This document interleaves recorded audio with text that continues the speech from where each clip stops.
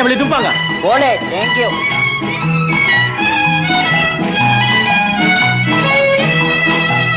Senangnya rasa di hati, dah bujang kembali, bebas ke sana kemari, hai tidak bimbang lagi.